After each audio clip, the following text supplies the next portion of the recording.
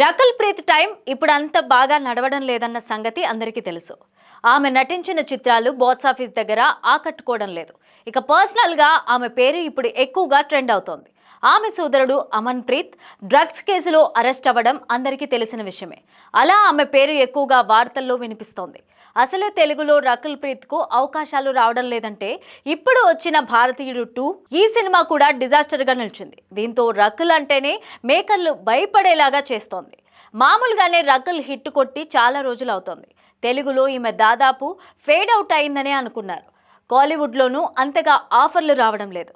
బాలీవుడ్లో చేసిన సినిమాలన్నీ కూడా బెడిసి కొడుతున్నాయి. అక్కడ అజయ్ దేవగన్ సినిమాల్లో తప్ప ఇంకే ఇతర హీరోల పక్కన కూడా కనిపించడం లేదు. రకుల్ హిందీ సినిమాలన్నీ తేడా కొట్టేస్తున్నాయి. ఇలా రకుల్ సినిమా కెరీర్ గ్రాఫ్ ఏమంత ఆసక్తికరంగా సాగడం లేదు.